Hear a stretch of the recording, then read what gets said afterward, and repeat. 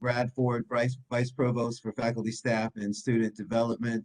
Um, it's uh, it's great to be here. We have an unbelievable guest with us today who is, we're going to have a great conversation with. Uh, it's, um, it's part of the LTE speaker series.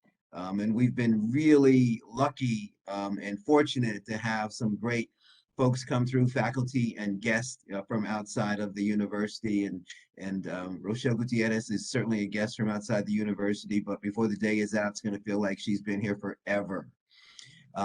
Just want to give you a quick shout out to all the folks who are working on projects with LTE at this moment. We sent out a proposal and a call for experiential service learning proposals to work with the group that we are working with, the Design Gym, who will be working on some strategic planning with. But they'll also be working with these groups that we've asked to submit some proposals. And we did pick a couple of proposals. It was not easy. As you can imagine, there's so much good work happening across the university in experiential and service learning in that space. And so it was really, really difficult. And hopefully we'll be able to backtrack and pick up some of those proposals and support them as well. But we did pick two proposals that we'll be moving forward with what we are calling design sprints. Actually, it's what the Design Gym calls them, but we've taken on that moniker. So we're excited to get started with that work.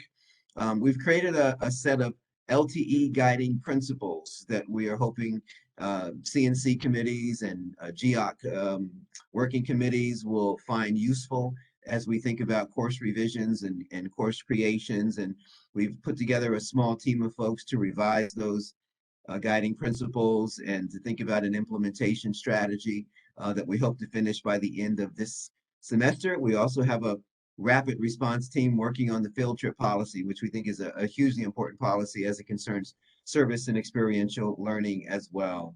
So we're doing a lot of work. I want to do a quick shout out to our working groups who have some solid goals and are certainly deeply involved in the work that we are doing moving forward. And we just really want to create some concrete processes and initiatives and supports that we can push out to folks across the university.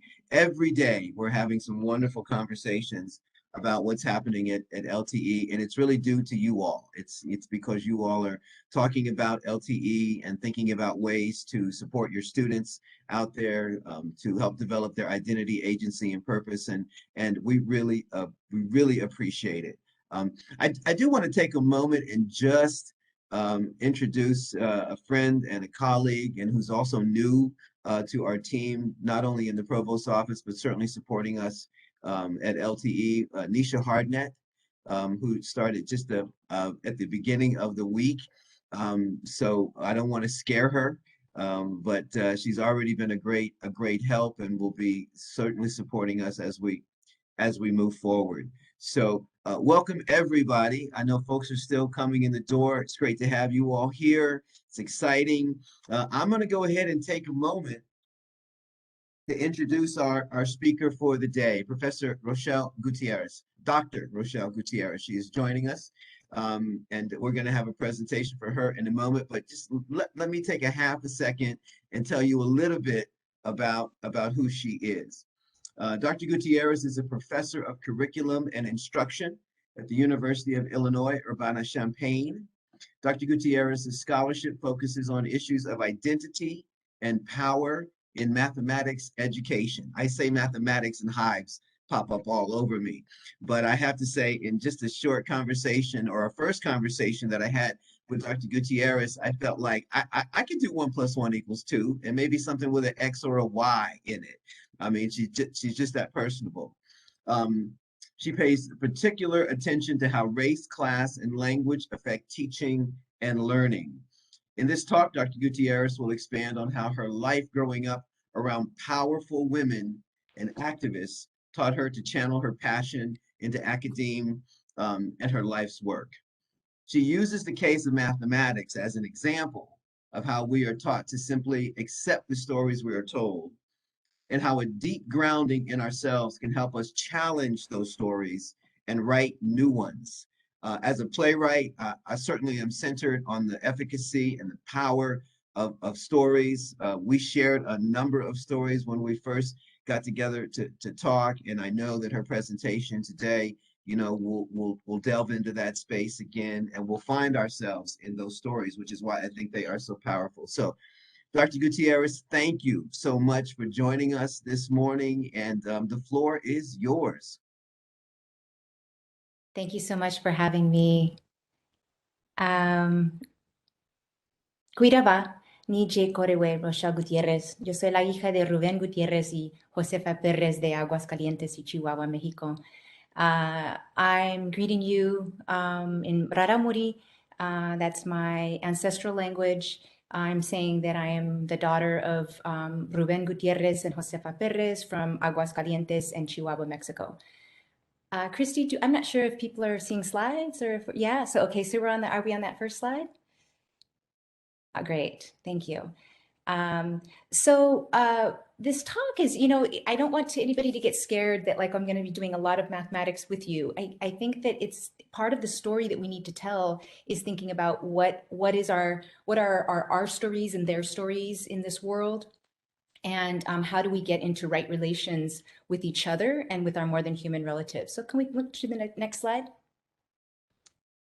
So I'm joining you from the original gathering place of the Piankashaw, Peoria, Wea, Twi'wi, Sauk, Ottawa, Muskogee, Kickapoo, Botawadamik, Anishinaabe, and Chickasha nations who are still with us today. These are the original stewards of these lands who have always been with us and will continue to be with us. And I greet land as relative as part of my way of trying to get into right relations and recognizing that this isn't a checkbox, but it's a commitment for me to continue to learn about these ancestral lands and to think about what are my responsibilities being on these lands. So for example, the University of Illinois has displaced people to be a university. And so what are my responsibilities now to fight for Indigenous students to have free tuition, or what are my responsibilities around having my ancestors feel I've honored their work that I'm doing in the university. And that is because when we think about the history of the United States, it's one of stolen lands worked by stolen hands. And so I said that this is, I think if you click again, we'll get a chat box. I said that this is not a checkbox kind of thing. So I want you to think for a moment and say, and for yourself and say, how has land, water, or sky nourished you today? And but what you might feel like, ooh, that's kind of a hard thing. I don't want to say the wrong thing. What does she mean by that? And I just want to say, like, if we think about the work of Rowan White, we can recognize that, being in right relations is recognizing that we are the younger brothers and sisters in this world, and that we are held by a complex set of relationships. And so if you ate today, the plants remembered their responsibility to you. If you had coffee today, water remembered its responsibility to you. If you breathed today, air remembered her responsibility to you. So as you think about the kinds of ways that we can be in right relations, sometimes it's just a matter of being grateful and being thankful for all of the ways that land holds us. Land is Kawi, and Kawi holds us even when we don't recognize her or even when we don't acknowledge her. So when we do these land acknowledgements, we don't do them just to say we're naming some places and then we're moving right on. Okay, next slide. I come from a long line of strong women, activists. I grew up on Muwekma Ohlone lands, which is the Bay Area in California. Some of these pictures are my mother's good friends, Dolores Huerta, who was the second-hand person to Cesar Chavez in terms of the United Farm Workers' rights and unioning. My mother had 4 really good friends who helped her organize. I call them Las Marias because the Marias were Maria Granados, Maria Ramirez, Maria Torres, and Maria Romo. And 3 of them were Chicana, and Maria Granados was Salvadoreña. She was from El Salvador. And these women regularly got together and helped design protests, helped design education spaces, helped design gatherings of women to be thinking about how do we remember our roots and connect with others. In particular, we fought for the rights of campesinos being farm workers, and people who also, we fought for people who were undocumented and trying to help them think about what kind of rights that they had in the education system. So for example, my mother would give workshops on the AB 540 bill in California, which gave people the rights to go to school even when you don't have papers. And she would teach people what are the strategies for going to a college if you're not documented. So for example, a lot of students might think that they should just go to the local school, San Jose State University or Evergreen Community College or something like that. But she would say, no, you want to go after the private schools because the private schools have exceptions. They don't have to track their money in the same ways. And they have stipulations where they can accept people on other standards. They don't have to have you turn in the same kind of verification of citizenship, right? And as they were doing this, they were also educating people about the fact that, you know, our ancestors, we didn't cross borders, borders crossed us. And so when you don't have papers, that's not something that is negative about you. It's something that's an incorrect documentation of our story or their story. So I grew up working in circles where I watched my mother and her friends making food and having phone trees where they would call. You had a list of all the people you were going to call. Our phone was always ringing with people trying to get information. And my parents also put us in summer camps, El Teatro Campesino. El Teatro Campesino was a very famous, now famous, wasn't at the time, based on the Chicano movement. Luis Valdez created the Teatro Campesino, and it was all about creating theater to take to the people in the fields. And so theater was created and then taken spaces rather than expecting people to come to a theater. The theater was a mobile space. And you can see here, and so this is one of the Marias who I captured part of her statement in my mother was what helped create this Latina leadership network throughout the state of California. And Maria's message here is very clear in what she thinks about the purpose of the work. She says, our unifying motivation in your success in education, employment, and life. We know the depth of your yearnings, your secret dreams and aspirations, your numerous untapped talents and abilities, your strengths and resilience, your deep faith and spirituality. How do we know? Our indigenous Mayan elders taught us, we are you and you are us. In Lakech. In Lakech is a saying that's a greeting between people in Maya, and it's saying, I see a version of you and me and a version of me and you. And it's in this relation that we recreate each other and that we deepen and strengthen ourselves. So if I do harm to you, I do harm to myself. So I was raised in this space where there was these women who were just, you know, taking charge of everything that was around you. Can we move to the next slide? So I say tortillas are a political act. They're a political act in many ways. I watched my mother and many of the women that she gathered with making tortillas. My mother made tortillas twice a week normally. She would make corn tortillas on Wednesdays and flour tortillas on Sundays. And she didn't always make the corn tortillas when we were growing up. That was a later thing that she added in because she was trying to argue that the fact that we're making flour tortillas is kind of following a colonial rule, and that the corn tortillas brings us back to our roots, reminds us that we are people of the corn. And it's in the hand pressing of the corn that we are re-relating to our ancestors who are seeds. And when she did this, you know, she reminded me, can we hit another click? She reminded me that our ancestors actually cultivated corn. Corn is not a natural vegetable.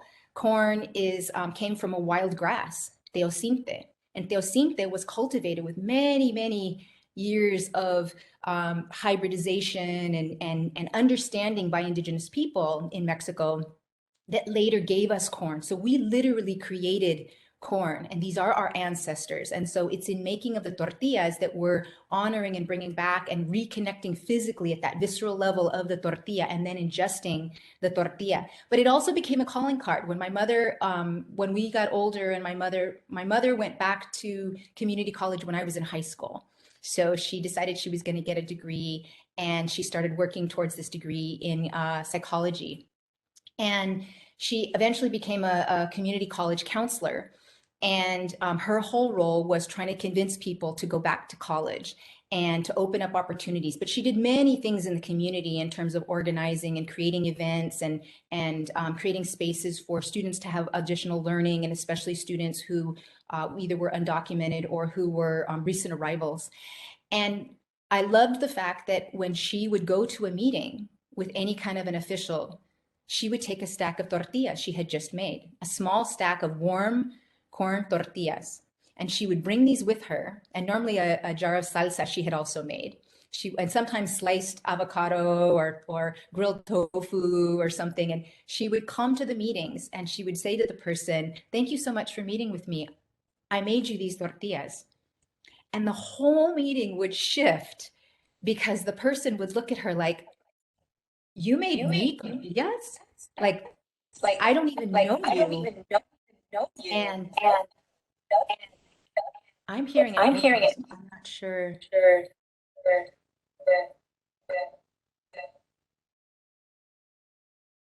Maybe I need to have everybody mute. If we Okay. can make sure everybody's on mute, that would be, yeah, that would be great. Appreciate it all. So again, it was that connection of her saying, this, we need to show people that this is our love and this is how we connect with each other. But it was so powerful watching how that changed the meetings that she was in, and then she would come home and tell me about some of the things that had happened. We can move to the next slide. So in all of this work, she and the other women that were around me were really modeling that in activism, you hold yourself to a higher ethical standard. So when you're fighting for the rights of other people, and especially people who don't have a lot of rights. So growing up, again, the reason that we fought for campesinos, people who were farm workers, was because both my parents had picked in the fields. And because we watched on a regular basis how farm owners had squalid living conditions for the workers. They had awful pay. They had ridiculous hours. They wouldn't even allow workers to have time in the fields to have breaks. So when they needed to spray pesticides, they would literally spray them right onto the people who were working the fields.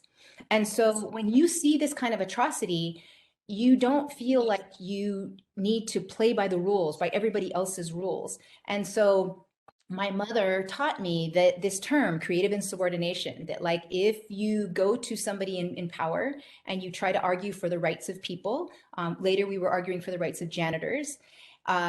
If you try to go argue for that and somebody says no, you smile and you move around them and you ask the next person, or you just do what you need to do and later ask for forgiveness instead of for permission. And so this concept of creative insubordination being this higher ethical standard that we were holding ourselves to was something that was really important, because I think otherwise this kind of work could be framed as, this is what troublemaking people do, or this is what people who are not lawful do, or this is what people who aren't professional do. But my mother had modeled that, no, this is a higher calling, because we know from our ancestors that this is the right thing to do. They've planted within us the seeds to know how to deal with this moment right now. And so we're going to be guided by that. Can we click the next slide?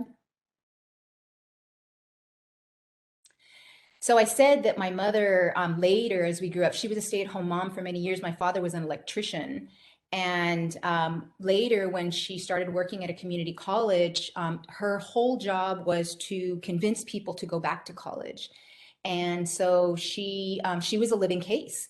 She was somebody herself who had gone back as an adult in her 40s. She had gone back and gone to community college, gotten a degree, moved on, went to San Jose State, got her degree, got an additional degree there, and was working at this community college, and was trying to get students to not get lost in the system, because many students who started in community college don't end up knowing when to advance. They just collect a lot of classes. They're not sure what, they don't know how to keep track of where they are. So my mom's goal was always to help people navigate that system. But she didn't just do it in the community college system. She would do it wherever she walked, anywhere she went.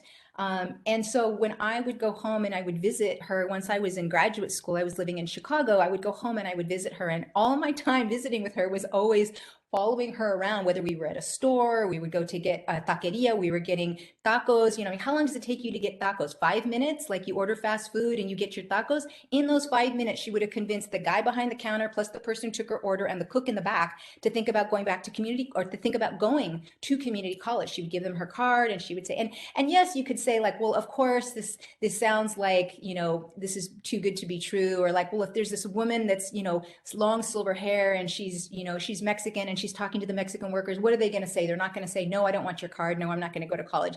And so I would just, you know, go as a child, I would go along on these trips and I would kind of like watch all these things that were happening. And then she would tell me, do you remember those two guys that we met at that taqueria? Yeah, Mario now is doing a master's degree at Scripps College down in Southern California. And so is at, you know, whatever, University of Maryland, working on it. And she was really intent on helping students see a future that they couldn't even see for themselves. So whereas they were convinced that after they finished their 2-year degree, they needed to go to transfer to San Jose State University, or transfer to something that was something close by, maybe even as prestigious as Berkeley, but never really to think any further than that. And my mom would say, what do you want to study?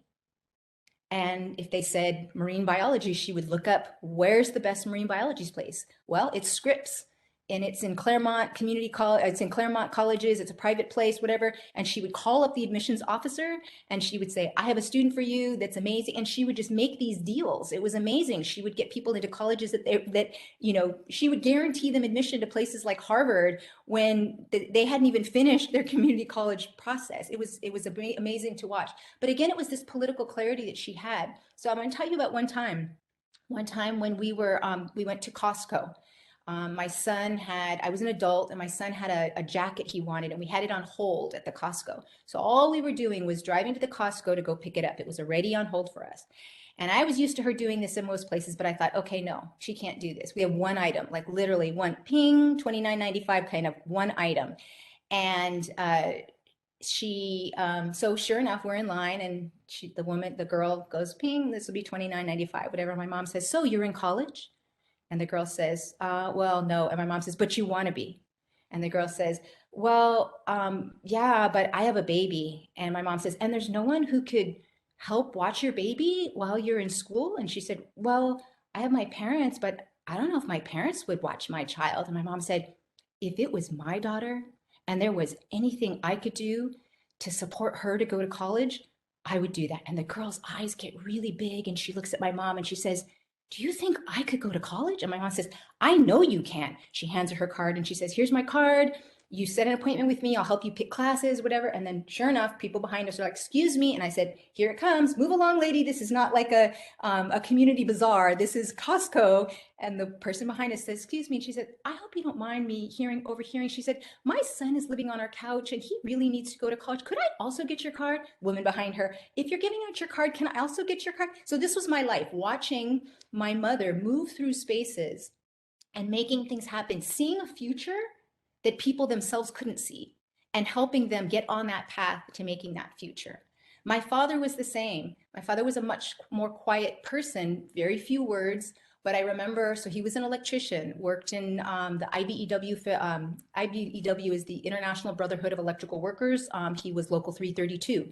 And that meant because he was a union worker, we knew every store that was built with union labor and not built with union labor. And we did not go to any store, we did not shop at places that did not have union labor. So we would sometimes literally, all four of us children, we would pile into the, wood paneled side station wagon, get in the car, and we would drive across town to get milk. And sometimes it felt so frustrating. I remember this one time when I was about 8 years old, and I was playing and I didn't want to get on a long car ride. And they said we had to go shop and get in the car, and I'm in the back seat and I mumble under my breath because I know better than to be disrespectful to my parents. But I thought I mumbled just to myself. I said, because I knew there was a store that was just blocks from our house that we could get the milk from. And I said, why can't we just go to Safeway? And my father, again, not a person who says a whole lot, says to me, not even to me, just says out loud in the car, you know, people think that you vote every 4 years when you go to the polls, but you vote every day with your feet. How you move through this world is voting for a kind of future that you want to belong to. We're building the future. I didn't understand it. As an 8-year-old, I'll be honest, I kind of think at the moment I thought, you didn't even answer my question. Why can't we go to Safeway? Or what does it mean to vote with your feet? Like, I don't understand that. But because he had not told me many things as a child, that stuck with me and I hang on to it. And I now see that my father was talking about indigenous futurism.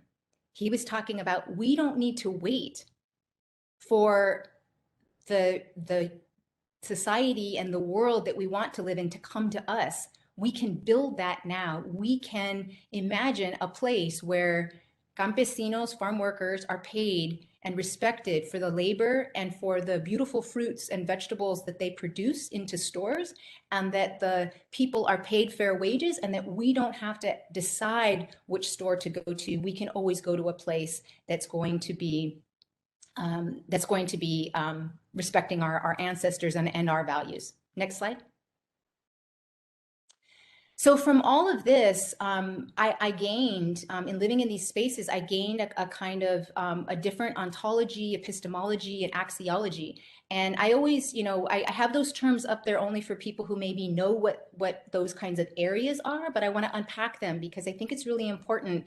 I always, in my classes and in the ways that I move through this world, I try to talk about, we need to pay attention to Abuela language.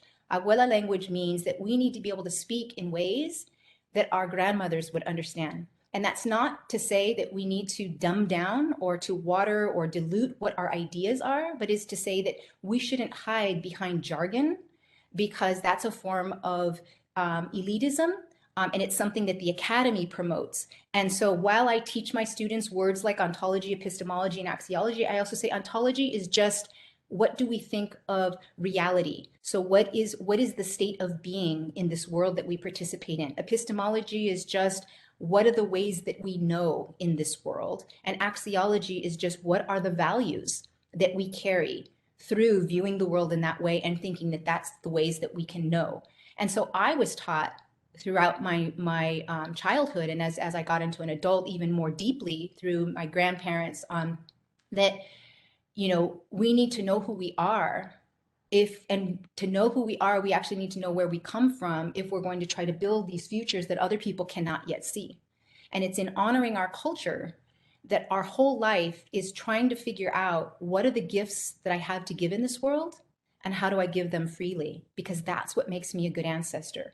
So my whole life, my life work is, how do I become a good ancestor? And part of becoming a good ancestor is recognizing that all knowledge is relational. It's all relational, and we have ways to talk about this in Spanish. We say there's 2 verbs for knowing. So think back to your high school or maybe your middle school Spanish class. There's 2 verbs. Do you remember what the verbs are? Anybody want to add them to the chat box? Do you remember the 2 ways to know? How do you know something? What are the verbs?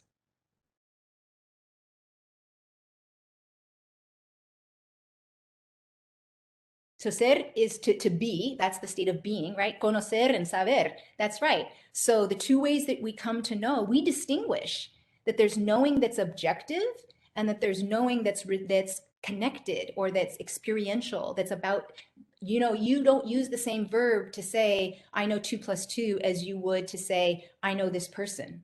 Because you can't know this person in an objectified way. You can only have an experience with this person. You can have memories of this person. You can have times you've been with this person. You can have stories that have been told about this person. And that creates the person. But that's the knowing that's carried in you. And it's a relational knowing. And my mother and the women around her and my ancestors have taught me that actually all knowledge is relational. We trick ourselves into thinking that there can be this objective way of knowing, but really everything is interpreted through us. So there is no universal knowing. It's knowing that we have gained through experience, whether that experience is in school or whether that experience is in living in communities. And I was taught that stories are both literal and metaphorical in the sense that when we tell a story, yes, there are the words coming out of our mouths, and we are literally telling that story. But when I told you the story of my father or my mother at Costco, you also heard what you needed to hear.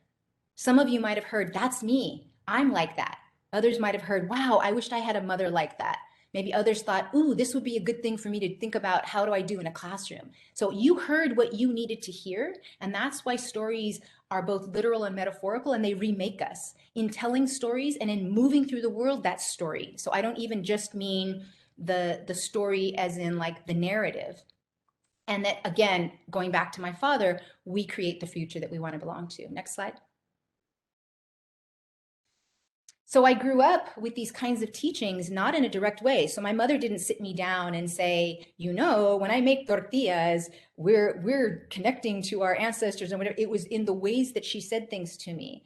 And one of the phrases that I learned a lot growing up was quisieron enterrarnos sin saber que éramos semilla, which is they tried to bury us. They didn't know we were seeds. And so all of these stories, again, they're all connected to like our work with campesinos, the idea that our ancestors had this amazing knowledge to take wild grass and to grow it, to cultivate it into corn, to have the patience, to have the generational knowledge, that knowledge that was passed through words and through story and through ceremony, and then to know that the richness of those seeds and the strength of those seeds. Even thinking about when our ancestors, when indigenous people throughout the world were in forced removal of their lands, many of them sowed seeds into their clothing before they left.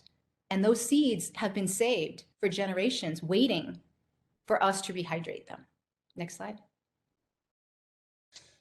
So there's stories that we tell in mathematics, and I think it's really important to think about mathematics in particular, and maybe this isn't your field, but it's important to think about because many times we can think about, yes, we want to think about new stories to tell in English, or new stories to tell in social studies or history, or new stories, maybe even new stories to tell about science and like agricultural, like what I've been saying so far maybe relates to like, you know, cultivating lands and seeds and things like that. How does this relate to mathematics? Well, one of the ways it relates is that we tell stories. We have narratives that we have created that we sustain. We continue to tell those stories. And those stories are just that, they're stories. And mathematicians, so there is the reality that we participate in on a regular basis. That's our knowings. Those come through our relations with our more than human relatives, like, you know, plants and animals and wind and sky and waters. But mathematicians then filter out all of those relations and say the thing that's mathematical. So we're all mathematical till we go to school. And then we get to school and school says you're only mathematical if you show your work in these ways. Or if you reduce your thinking, if you jump to the general case and you come up with the densest symbolic representation of this mathematical concept, rather than having it being grounded in some kind of a context. And in fact, in the late 80s, there was this research that was being done about certain communities, Black and brown communities, that they were referring to as needing context-dependent learners. So context-dependent learners were people who needed to have a context to be able to learn something. They didn't learn things in this abstract way. Well, that makes a lot of sense because if our reality, if the ways that we come to learn and to know. So again, I was taught the ways that we come to know things are through dreaming, through proper asking, through observing, through dance, through making, through all these other things. It's not just from reading books. And so if these are all the ways that you know, but you're being told that the only right way to know is through a textbook, you're going to challenge that and say, well, how does any of this relate to my life? How is this going to help me and my ancestors and my future ancestors grow and continue to remake ourselves? But we tell this story that mathematics is universal, that it's culture free and apolitical, when if we look throughout history, or what I will say is our story and their story, there have been decisions that have been made. Mathematicians have decided, there's a form of aesthetics. Mathematicians have decided this is the form that we're going to be practicing now. We used to have a form of mathematics in the 17th century that was much more spatial and geometrical. Today, our mathematics, it's a modern Western mathematics, but the version that we have is based on algebra. But that's what we currently have. We could have other forms. And we know from ethnomathematics that mathematics is being practiced in many ways in different parts of the world, and especially in communities that have few connections to kind of modern industrial spaces that have maintained their ancestral knowings. There are very complex mathematics that we don't completely understand and that we still need to learn from. We have these ideas that, well, some people are good at mathematics and others are not. I say that this happens every time that I tell somebody I'm in mathematics education, or if you are a mathematician and you meet somebody at a gathering and you say this, the first thing that comes out of people's mouths is one of two things. Actually, I'm going to ask you in the chat, what kind of thing do you think comes out of people's mouths when I say that I focus on mathematics, that I work with university professors around mathematics? So go ahead and offer into the chat. What do you think happens? Thank you, Manuela. Yes, so I've never been good at math. I call that the confession. And I've actually recently changed that to call it the inoculation. I used to call it the confession, but now I see that it's actually people saying this thing that I'm not good in first because they don't want to be told by you that they're not good at it. And so me telling it first is kind of like I jump the gun and I don't actually start talking to you about your work, and then I reveal that I don't know mathematics. So that's the confession or the inoculation. There's another side to that. What else do you think people say? You must be so smart. Yes, Christina. This adulation. You must be so smart. And then if you're a woman or person of color, there might also be the surprise. Like, really? You do mathematics? So again, we can go through these kind of stories that we tell about mathematics, and we can say these are just stories. And if there's stories, then we can create other stories. But it means being able to have the kind of political clarity that my mother and Las Marias had about the work that they were doing. Next slide. So in mathematics education, we do these things that are called I notice, I wonder. And so I'm going to do one of these with you. And so first words that come to mind when you see these two pictures. So just anything to the chat box. Anything comes into your mind. There's no right answer. There's no wrong answer. Okay. Yeah, some people are saying spiral. And really, what else do you notice? Beautiful, visually appealing. I see Fibonacci series, coil. Yeah. So, oh, we should have clicked the next two. Can you click the next two? Sorry, because it should say, what do you notice and what do you wonder? So what do you notice and what do you wonder? Yeah, regularity, nautilus maybe, beautiful, nature is mathematical. How did it get that way? Potential, pattern. Yeah, there's all kinds of things that we can wonder about, right? Is the thing on the left rope? And is that made of the same material of the thing on the right? Is the kind of coiling the same? You can think about all kinds of things. Next slide. But what often happens in a mathematics classroom, so these are Massos. Massos is the Wolastoiqic word. That's the Maliseet nation. Wolastoiqic is the nation's language. That's the word for fiddleheads. These happen to come from Connecticut. These are near you, probably. They are not a species of fern, but they're a growth strategy. And they are a logarithmic spiral, which means that they're equiangular, as opposed to the coiled rope on the deck of that ship, which was an Archimedean spiral, which meant that the radius never changed. The ropes, the diameter of that rope stayed the same throughout. In a logarithmic spiral, it's getting bigger as it moves out, but the angle at which the radius is being cut is the same. So let's go on to the next slide. So oftentimes we can take this and we can say, oh, then we quickly jump, students. Yes, and if we want to draw a logarithmic spiral, we can use this software. Next slide.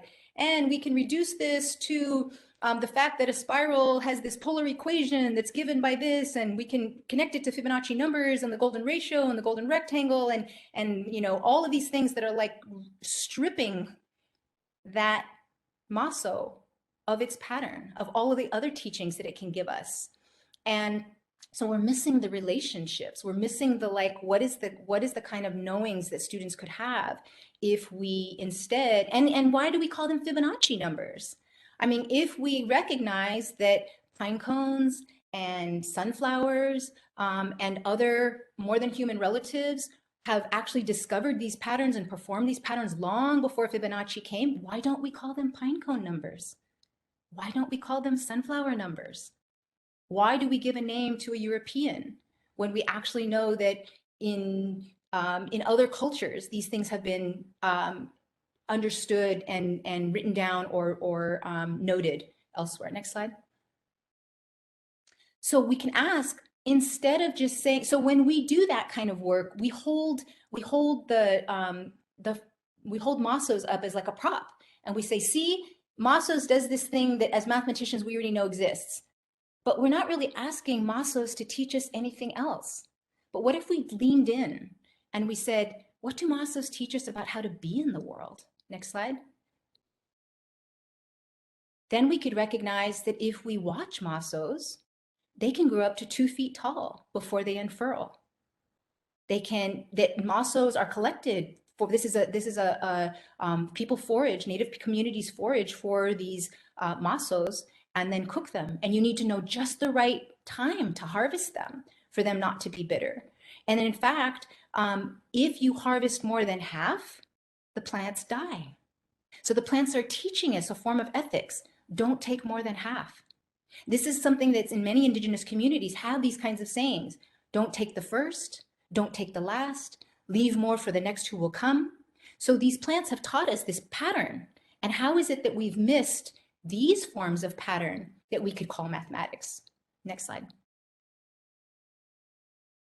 I'm going to skip this just because of time, but we could also think about ways that we could juxtapose that experience for our students with poem and helping them understand and maybe even writing their own poems. Next slide. So in my work, I have talked about this concept of rehumanizing mathematics, and even in Living Mathematics, which is more from an indigenous perspective where humans are no longer centered. But we could think about all of the stories that we tell in mathematics in these 8 different domains, like windows and mirrors, living practice and futures, or participation and positioning. Next slide. And we can say, yeah, we're going to move on. Next slide. And we can say that for each of those dimensions, what's the typical narrative that's written? What's been normalized in mathematics? So if we think back to like participation and positioning, who normally is seen as participating and who is positioned as an expert in mathematics? It's normally Europeans, it's normally white males, it's normally, and so how do we write a different narrative within mathematics? And I refer to this drawing on the work of Megan Bang and colleagues who looked at science in Chicago and how lands kind of re-story themselves. I've taken this notion to talk about restoring mathematics, where restoring without the Y is, again, coming back to our ancestral knowledges and our ways that we are remaking and connected to the past. And restoring is moving towards this indigenous future that has not yet been built, but that we're actually materializing in the here and now. Next slide.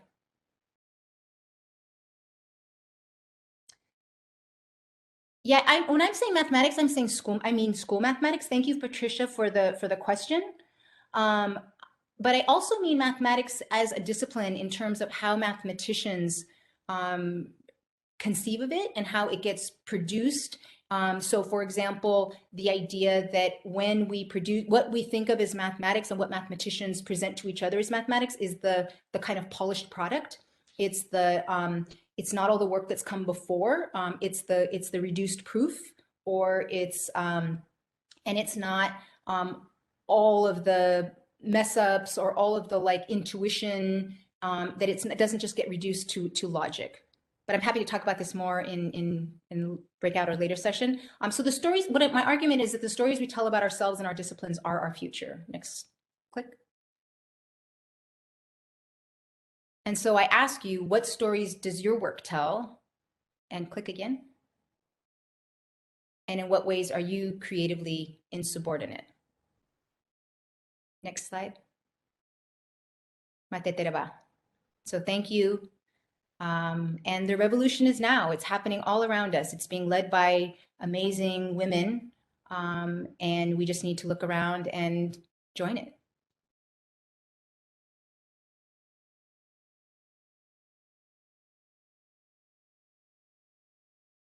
We're gonna do a little Q&A, and my colleague Sarah Croucher is gonna jump in. But if everybody could unmute and just, give a clap of appreciation, that was absolutely fantastic. So if you don't mind unmuting, let's give some love. Back to. All right. Thank you so much for that, Rochelle. Thank you so much for that. Sarah, please. Thanks so much. So I'm actually going to ask Tom as well to monitor the chat and flag if there are any questions in the chat, because I'm on my tablet with a power outage, so I can't see the chat at the same time as I can see people. And if you have a question, if you want to use your hand raise function on WebEx and put your video on, so you kind of pop into the front screen as well.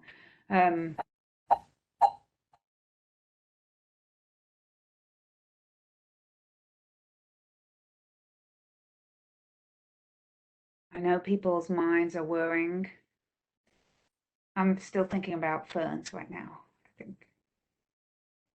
And I've never told those two stories about my parents in any professional setting. So you are the first people that I've shared that with. Thank you.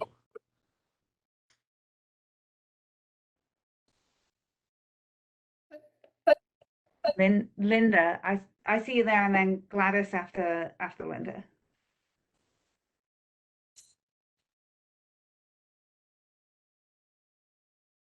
Sorry, I had to unmute.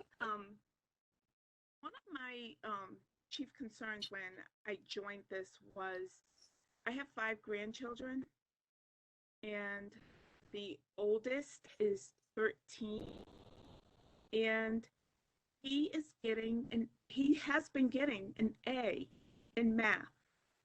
And just in my teasing him, I said, wow, you must have really mastered all of your basics, addition, subtraction, multiplication. And I started testing him just for fun. And he doesn't know his basics. How did this happen? How does it happen that he can get an A in math all the way to 13 years old, but he doesn't know all of his addition, subtraction, and multiplication, which is very, very basic to me? And I want your thoughts on that. Wow. I think there's so many pieces to this. I'm not sure where to kind of dig in. I think that sometimes when we ask students to just regurgitate facts back, they can't always do that. But somehow they can make sense of a problem. Like sometimes students can see things proportionally and can just know that they're not thinking in their head this thing is twice or double that, but they just kind of know, like in a sense of like almost the way like you do with baking, like half a cup is half of a cup, or a cup is half of 2 cups. But you wouldn't, if somebody like asked you something in a kind of clinical setting, you wouldn't necessarily be able to say that. So I don't know if there's an aspect of that. I never want to discount the way that our students and our loved ones actually know things and just can't articulate them in the best ways. And maybe there's something that the teachers are doing that's capturing that, or that's allowing for multiple modalities for capturing that learning. But we also have social promotion, right? We also have, especially in some of the younger grades with teaching elementary mathematics, many of the people who are teachers there have their own anxiety and trauma. As a nation, we have trauma around mathematics, right? And so sometimes it's that elementary teachers have chosen to teach all those subjects as opposed to focusing on mathematics because it's not something that they feel super strong in. And so then maybe when it comes to assessing, if a student or maybe there's an aspect of like lots of extra credit, or I don't know what quite is the situation, but there's so many pieces to this that kind of come into like how we assess, what we even think people know. I would be more interested um, uh, in your child being able to think about concepts than just memorizing numbers, because we can always look stuff up. But I don't want this to turn into like I'm trying to be prescriptive about what should happen in a math classroom. Dr. Crescent is in the room and probably can offer a lot more about that. Thanks, Rochelle, and I'll take it up from here. So I'm available. So I think my colleague Megan Staples is also around, so we yes. can help address your concerns. So thank you for the presentation, Rochelle, and for coming back to Connecticut. And I've been hearing your support for creative insubordination for a long time. And I know that in your work with Rehumanizing Mathematics, you've had to address some pushback. Can you talk a little bit to help people understand how to navigate the space? Because creative insubordination, makes sense, and it has potential to support some of the changes we want to see and to expose people to ideas they hadn't considered before. But how does one who may not have been thoughtful about what it means to be creatively insubordinate, if they want to jump into this realm, what should they prepare themselves for? And how should they function in the space? Thank you so much. Yes, I mean, so when we think about the anti-critical race theory legislation that's popping up everywhere, I think that it's really important for people to be able to think about what does it mean to stand up, and am I going to pick every battle? How do I know what kind of battles to pick, and how do I do that? First of all, I would say don't do the work alone. Always, always, always do this work in collectives. I watched that with my mother and her friends, and I've watched this in activist circles everywhere. You want to be doing this with people.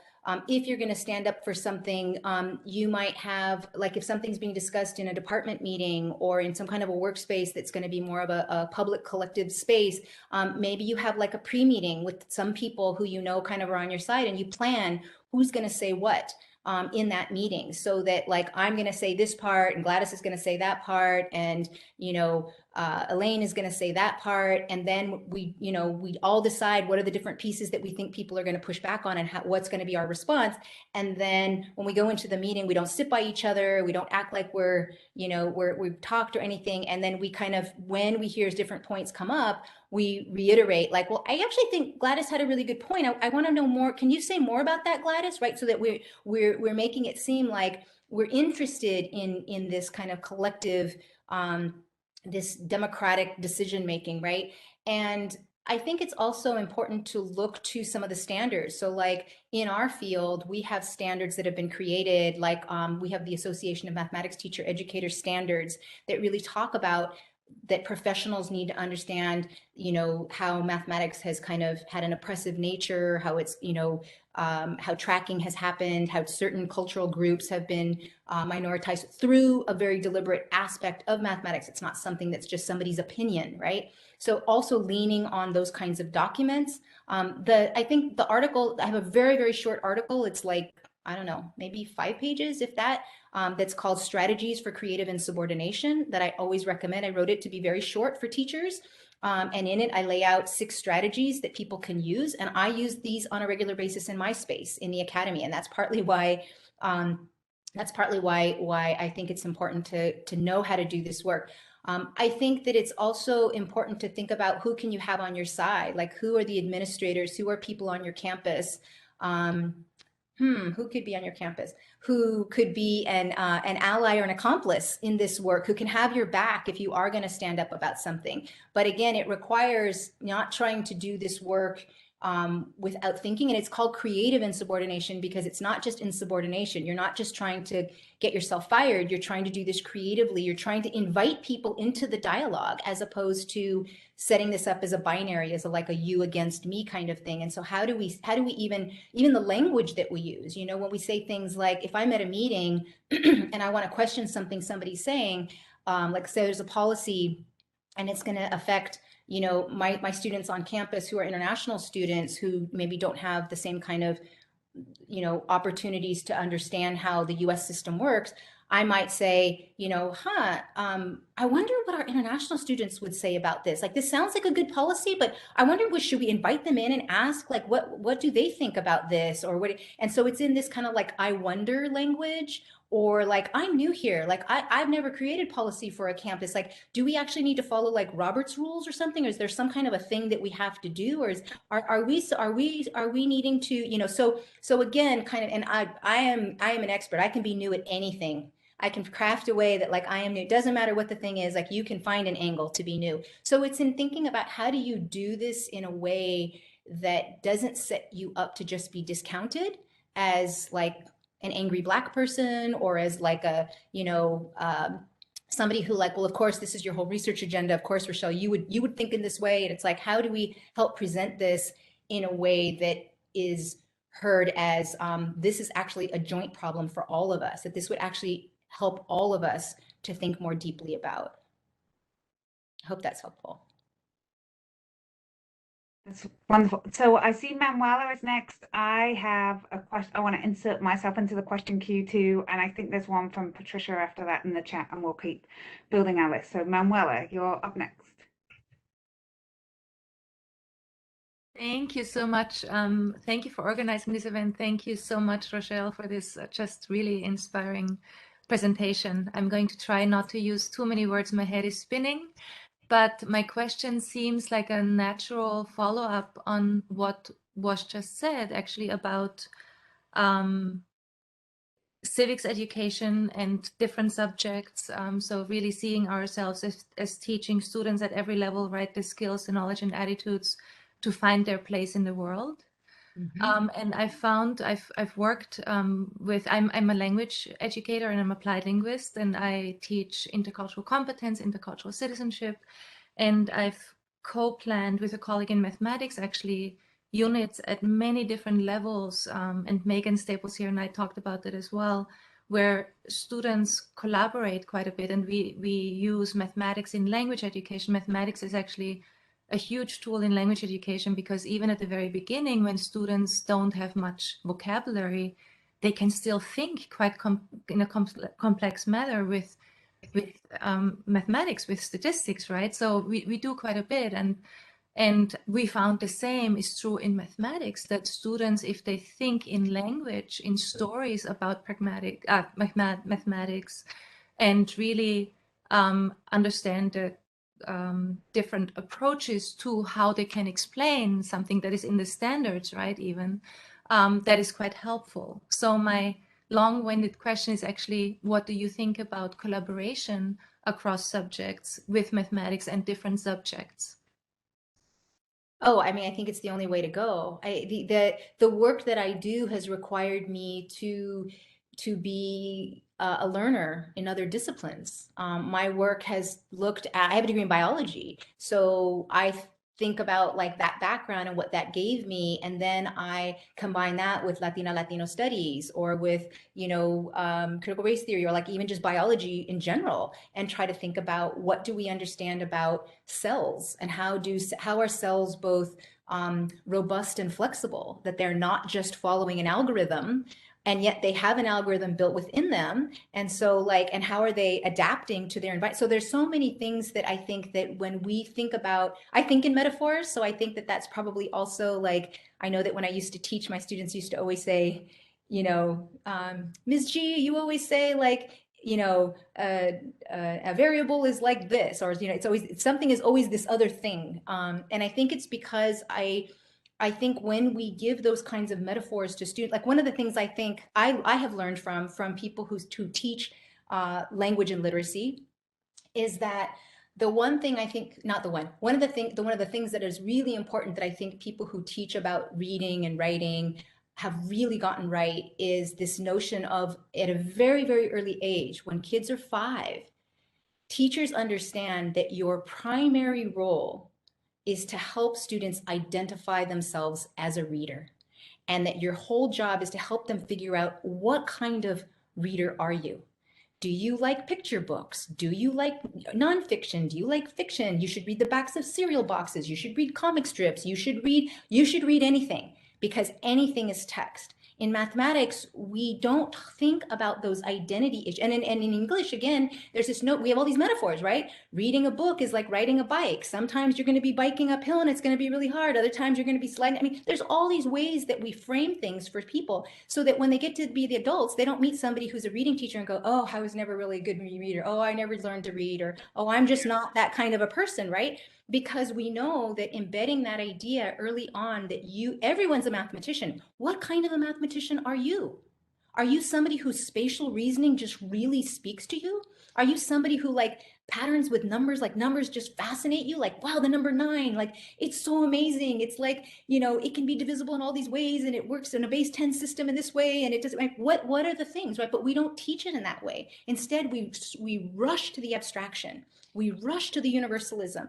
So much so that when kids are little and they're learning about, a base 10 system, they go into school, or even when they're like 4 years old, they've done studies, when kids are little and you ask them problems about numbers, they'll count on their fingers, right? But they'll learn pretty quickly from adults that that's a primitive way to do things. So they'll put their hands under the table, right? And will count like on their thighs with still using their fingers. Adults will still do this. You'll be somewhere where you're asking somebody to do something and people are having their hands on the table. Why would we expect that students, when you're born with a set of manipulatives at the end of your hands, and 20 if you've got your feet, right? But you're born with a set of manipulatives, why would we so quickly take those away from people and say your body is not needed in mathematics? And I'm not saying that we should encourage people to continue to use your fingers. I think the thing that we recognize is that after a while, just doing it on your fingers is not very efficient. We've got to find other ways to think about base 10. But this is a pretty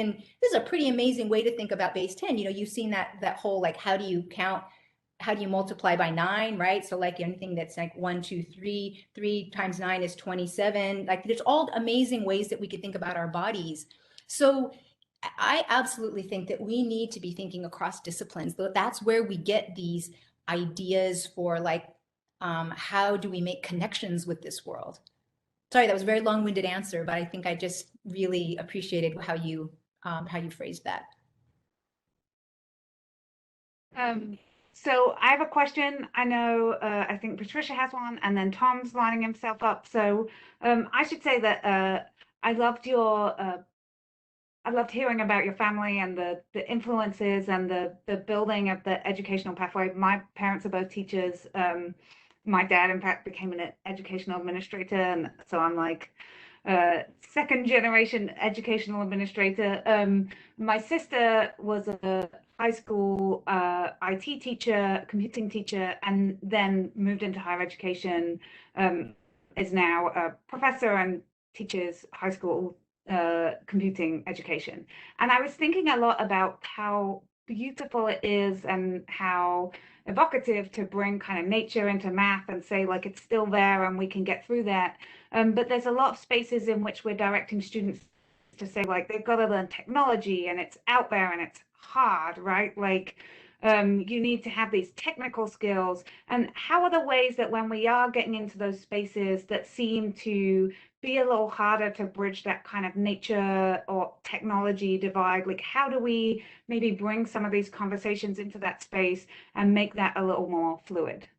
Well, I mean, I think that we can think about in what way can the technology be like a tool for us to understand some of the patterns in nature, right? So like even if we think about artists and how do artists think about, what feels pleasing to the eye, what kinds of shapes are doing that? Where do we learn that from? And what are the kinds of so I think that on the one hand, we can say that, first of all, I think there's a problem with us kind of in our field, kind of trying to push everybody to go into STEM fields. I think that's we would be an awful society if everybody. I think about Stanford University right now. I think 2 years ago, 70% of the entering class were majoring in computer science or engineering. 70% of the entering class. What does that say about our future? Now, many of those people may not stay in that field, but somehow they've been given a message that this is the thing that you need to do. But I think that there are ways that we could think about art and technology and how these connect with each other.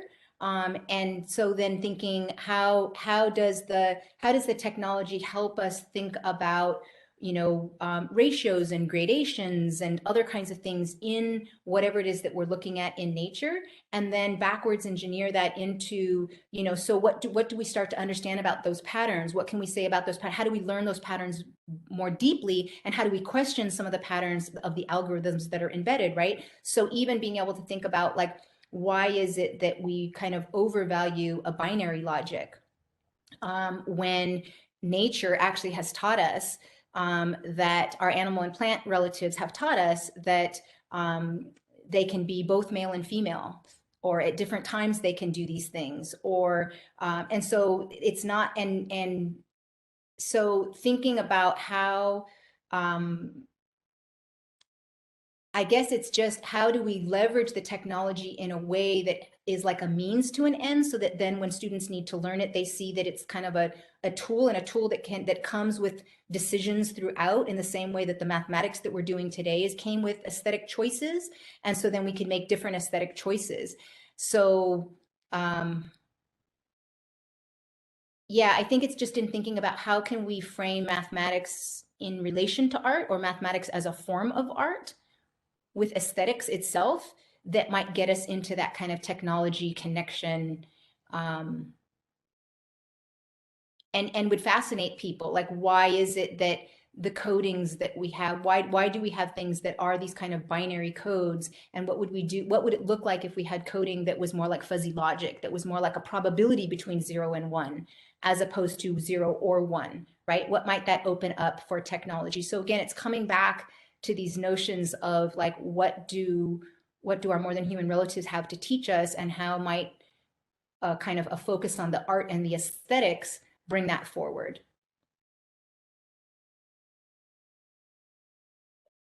Thank you so much. That's so much. I'm really looking forward to calling my sister and and telling her about this talk. I know that Patricia had a question, but I think she left. So I'll let Tom ask his question, and we can come back to it in the chat, especially if she's just dropped out and returned. So Tom, do you want to go next? And keep raising your hands, folks, if you have questions.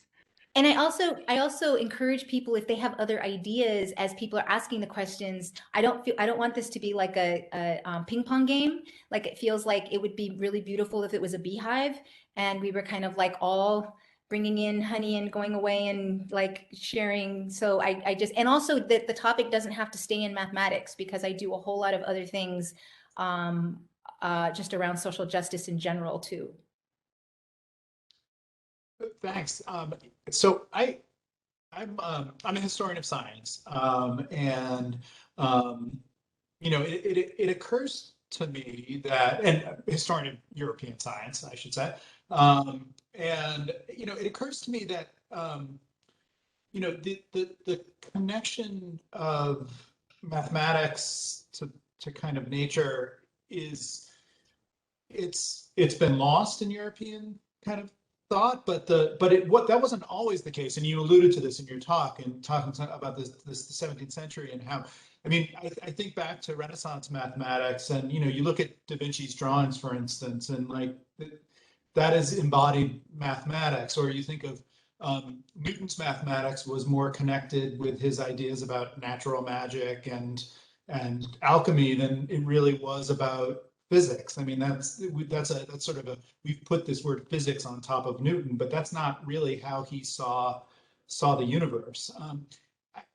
How do we? I mean, is there a way through indigenous thought and to reconnect also with a kind of lost European naturalism in mathematics too? Because I think it's such a that itself is like a, I don't know whether it's a self-inflicted loss or what it is, but it seems a shame that we don't try to connect to that as well. And I wonder if that can be a gift, that thinking about indigenous modes of thoughts can a gift that indigenous modes of thought can give back to European thought.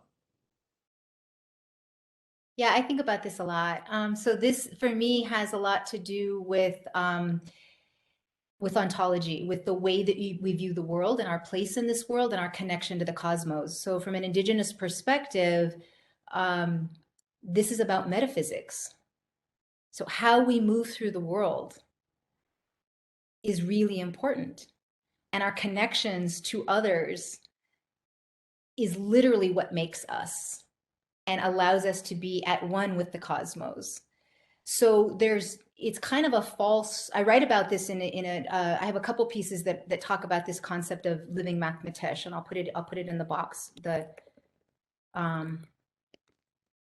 So if people want to look it up, it doesn't have a double L. I don't know why that typed a double L.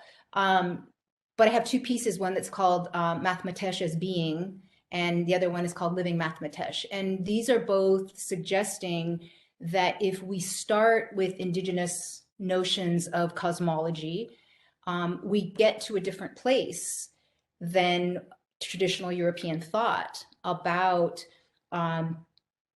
what we can't separate mathematics from the rest of the world. Just like in the Renaissance period, like you said, people didn't separate art from the body. They didn't separate, I mean, the whole notion of like non-Euclidean mathematics came from people recognizing that they weren't living on a flat plane, that the earth was round, right? That was from like, traveling and seeing these things on an everyday basis. But, from an indigenous perspective, these knowings were carried through story. The creation stories that we have talk about what was our relation to land and to the waters and skies, and in through ceremony, you're practicing and remembering, literally remembering, as in like membering again, bringing people together with land again, or with skies again.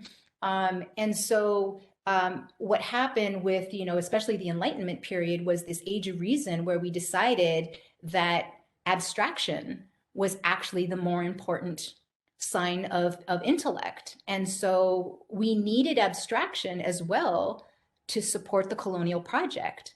If we think about the fact that we have to have a division between our more than human relatives and humans to be able to claim land as property, then we can kick people off of land, and land is its own thing. And we can own it, we can destroy it, we can extract it, we can do whatever we needed to do. So it's in, I mean, I think a lot of historians have this wealth of knowledge but everyday people today have a hard time critiquing the mathematics we're doing because they don't have these stories, our stories and their stories about what things used to be like. And I'm not kind of like trying to harken back to like the good old days, like we all want to get back to the Renaissance, but the Renaissance did show how everything was interrelated. Yeah, I think that's that we almost had to break the connection between nature and mathematics to justify the colonial project. That's really wow, really profound. Thank you. Sorry, I'm gonna Yeah. fix my stuff. I also, I'll give a plug here. There's an awesome book that just came out recently called The Dawn of Everything, by half authored by David Graeber, who was an amazing thinker who passed away as it was coming to publication. But that's really an anthropological, archaeological book, but it's saying like, we have all these frames of thought that have come into place that like deny us other ways of thinking, and goes back a lot to like how indigenous people were critiquing European ways of being and how that fed into some of the ways that we think about things today. Anyway, just a little aside that it's great, I think, to get back to that point of like how we tunneled in. Anna, I'm gonna put that in the chat so other people see that the book title. Yes, I can put it in the chat. Anastasia, you are next up, I think, in the questions. And again, so people feel free to just turn your mic on and just add to, if what Sarah said spoke to you and you thought, oh, I want to add another thing onto that, finish add to the thoughts, and don't feel like, oh, that question got answered. Now I have to just go back to my office and I don't have anyone to talk to about this. I actually want to continue whatever Tom started. I'm a European, and I want to disagree that mathematics in European culture was kind of separated from everything else. It was like that till I think the beginning of 20th century. It's what we actually highlight that's different. what we are talking about that's different. We're separating it from everything else, and it was done intentionally. I don't know why, but there's always a lot of mathematicians who are thinkers who were doing something else, and mathematical laws kind of come out from that, whether it was botanist or physicist or whoever else, arts, like a lot of poets were doing mathematics. There are a lot of patterns that come up with from poetry. Um, but I also want to say that I visited Oaxaca once and I went to Monte Blanc, and I was so impressed by the acoustics. And this is the mathematical part of it, right? Because how the Aztecs and Mayans were building stuff, there are a lot of math involved. And this is something that, again, how we build the narrative around it, whether we put, okay, like we know European mathematicians who are Newton, you would say, Leibniz, like whoever they are, we're kind of stressing out that here the white European people, mostly male, even though there are several of them who are women, who are the pillars of mathematics. And even though the like Mayans and Aztecs, they have nothing to do with that, and their mathematics were long before everything else. It was lost, kind of, like we cannot explain it that way, but I think this is something that is worth building into history as well when we talk about something, not to just, you know, stress out, okay, like here's the Europeans that did stuff. We could study other things that connected to that, and so that, as you said, mathematics is all around us, and this is one part of the mathematics that we could talk about.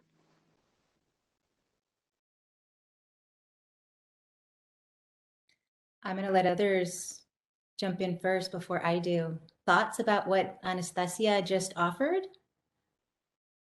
If you have a European background, what does it make you think about for your own ancestors?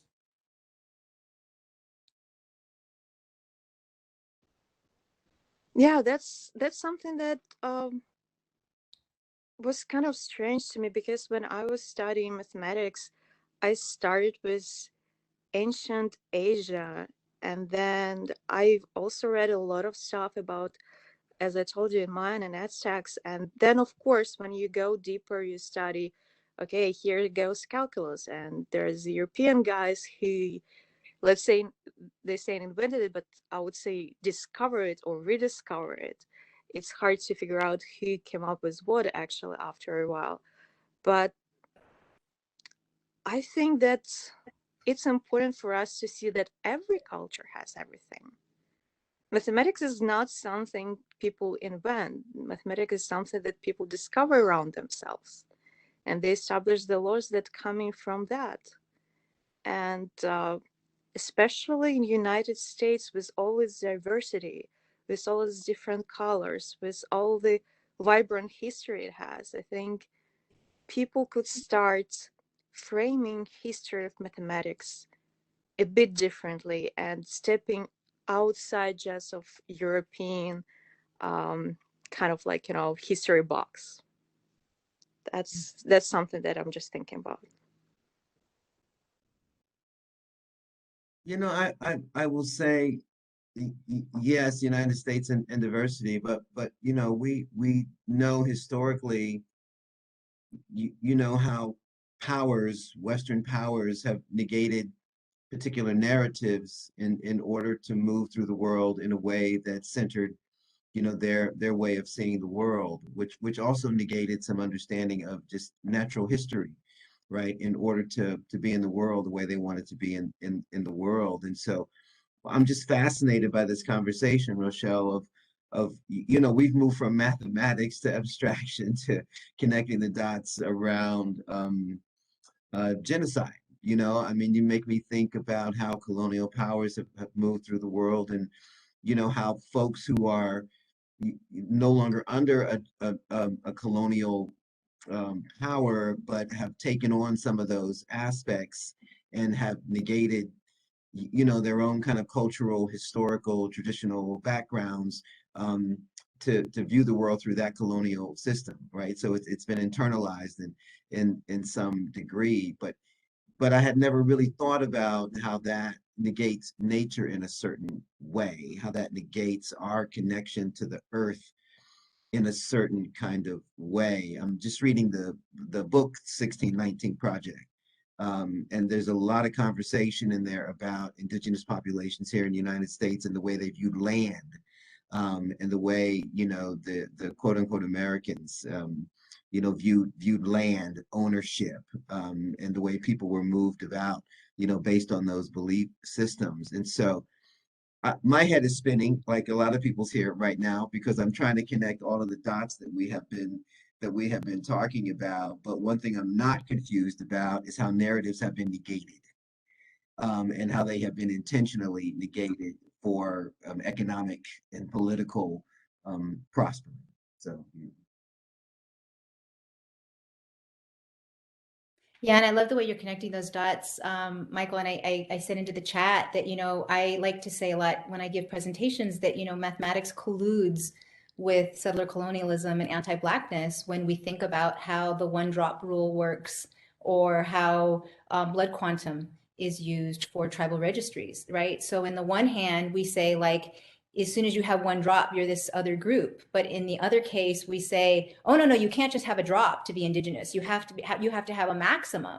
I mean, you have to have this minimum that's this, and if you intermarry. So I have friends who, like, if somebody is, Dakota and somebody else is Ojibwe, and they marry, their child loses the blood quantum, because from a mathematical perspective, it gets reduced, right? If each parent was half, which we don't, even indigenous communities, people don't talk about, like, this is not the way you identify yourself as these percentages, but to get the rights of land or the resources, you have to participate in these government sanctioned ways of thinking about identity.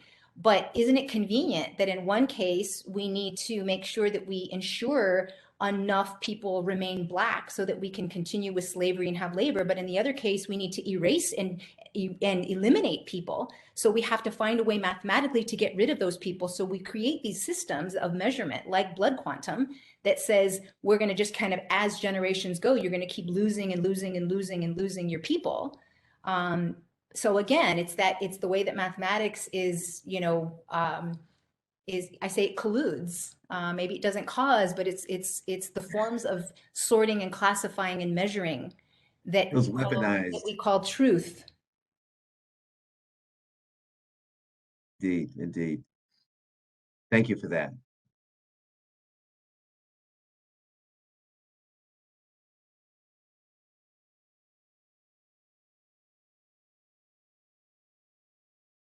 All right, we seem to have hit a little bit of a lull. We just wanted that Q&A to just keep rolling, because this is such a dynamic conversation. And I think, faculty and staff abound who are here will have a lot of things to take away and to think about as we, really try to center ourselves around the classroom, the mentoring space, the advising space, how we're supporting students holistically, in order to, get them out into the world as the human beings that they want to be, global citizens, and, all of those good things.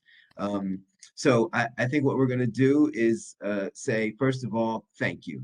Thank you, Rochelle, for coming in and spending this time with us. The conversation has been amazing.